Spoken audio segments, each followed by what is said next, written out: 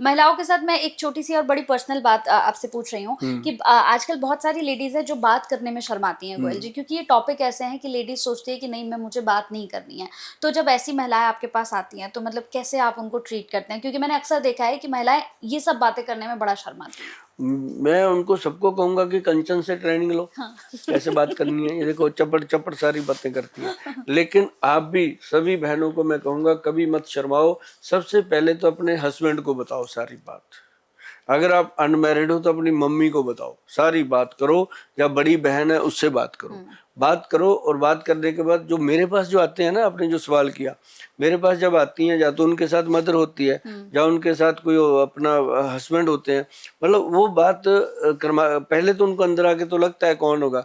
जब मेरे सामने बैठते हैं तो मैं 10 मिनट उनसे 5 मिनट बात करता हूँ, तो 5 मिनट के बाद उनका हिम्मत पड़ती है, यार ये तो अपना भाई है, कुछ भी बात कर लो।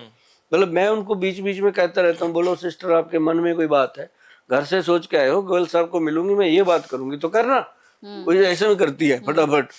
तो ये है बस, फिर हो जाता है सारा। और फिर भी हम बाहर, हमने पूरी टीम रखी हुई है लड़कियों की, अच्छी लेडी डॉक्टर रखी हुई है, जो आते ही हिस्ट्री लिखती हैं सारी, वहाँ पे वो सारा बता देती है। फिर हमने डाइटिशियन रखे हैं, आमिर खान जैसे स्मार्ट लड़के रखे हैं 2 हमने, वो पूरा डाइट बताते हैं। तो मतलब ऐसा नहीं है कंचन जैसी स्मार्ट लड़कियां हैं वो, अच्छा, मैं हाँ, भूल गया था ठीक है बोलना। सर, कवर हाँ, कर लिया तो,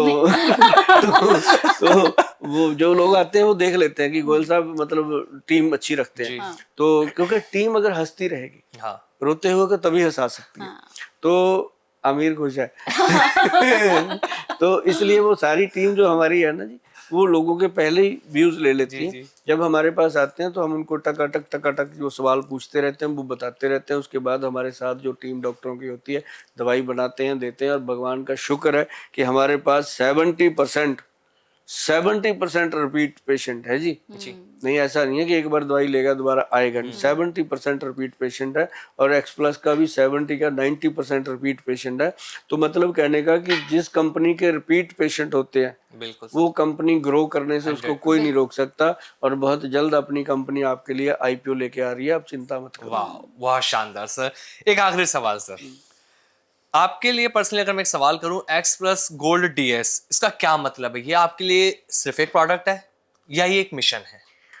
देखो, मेरे लिए ये प्रोडक्ट उस दिन था जब इसको बनाया था, जो एक्स प्लस गोल्ड था। अब जो डीएस बनाया है, ये एक मिशन है कि अब हमें भी पता है, हम 60 साल के हो गए, ऊपर ही चले गए होंगे थोड़े बहुत। अब हमारी बोनस लाइफ शुरू है जी। अब एक एक पल जो है हम गॉड का थैंक यू करते हैं, जो हमें फ्री में मिल रहा है। वरना इंडिया में 60 साल का आदमी बहुत कम, या तो रिटायर हो जाता है, काम नहीं करता। यदि काम कर रहा है तो बेचारे से कोई लेता नहीं, है ना। तो मैं कर रहा हूँ काम पूरी शिद्दत से, पूरा देश मेरे ऊपर विश्वास कर रहा है, मैं भी देश के ऊपर विश्वास कर रहा हूँ। तो मैंने ये मिशन बना के दिया है कि जब मैं दुनिया से जाऊं तो मुझे लगे कि मैं सचमुच आयुर्वेद में कोई ऐसी चीज देके जा रहा हूँ जिसके बदले में लोगों को लाखों रुपया खर्च करना पड़ता था। कोई कहता था लाख रुपए की दवाई बनेगी, कोई कहता 2 लाख की दवाई बनेगी, कोई कहता 50,000 का कोर्स बनेगा।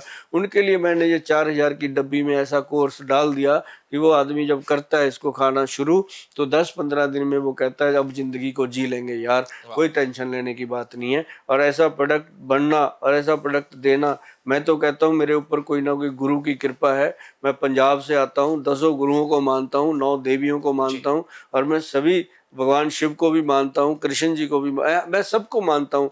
और इवन टू आपको आमिर, ये बात जानकर शायद ताज्जुब हो सकता है कि मैं नमाज भी अदा करता हूँ। मतलब मैं करता हूँ जाके ईद के दिनों, मेरे बहुत दोस्त हैं। मतलब मैं हर यूनिटी के साथ जुड़ा हुआ हूँ। और भी अपना की ना भीमराव अम्बेडकर जी के भी मैं जाता हूँ हमेशा, वहाँ भी नतमस्तक होता हूँ। तो मतलब मुझे ये होता है कि सारा देश अपना है, सबको एक साथ लेके चलते हैं। जब आप गुलदस्ता पकड़ते हो, जब स्मेल लेते हो, तो अलग तो करके थोड़ी ना लेते हो, एक फूल की तो सबकी आती है। तो मेरे को मेरा देश बहुत प्यार करता है, और मैं अपने देश को ये चीज दे के जा रहा हूँ। और ये चीज मुझे अपने हाथ से अगर किसी को देनी पड़ती है, मेरे मन में इतना भी डाउट नहीं होता कि ये साइड इफेक्ट करेगी। चाहे वो कितना बड़ा मिनिस्टर हो, चाहे वो कितना बड़ा जिम्मेदार हो, चाहे वो कितना बड़ा बिजनेसमैन हो, चाहे वो गरीब आदमी हो, मुझे ये प्रोडक्ट देते हुए ऐसा कभी फील नहीं होता कि यार कहीं कंप्लेंट ना आ जाए, मैंने दे तो दिया, बहुत बड़ा आदमी था उसको दे दिया, कंप्लेंट ना कर ले। ऐसा कभी नहीं हो सकता। मैंने इसको निस्वार्थ बनाया है और इसको सबके लिए बनाया है। और निर्दोष प्रोडक्ट बनाया है, और भगवान करे जब तक मैं जिंदा हूं तब तक तो क्वालिटी खराब होने नहीं दूंगा। लेकिन उसके बाद भी मेरी बेटी जो है उसने BAMS कर लिया, आयुर्वेद चार्या बन गई है, उसके ऊपर भी मुझे पूरा भरोसा है कि अपने पिताजी के कदमों पे चलेगी, किसी के साथ वो कभी भी गलत नहीं करने देगी, ना होने देगी, ना करती है।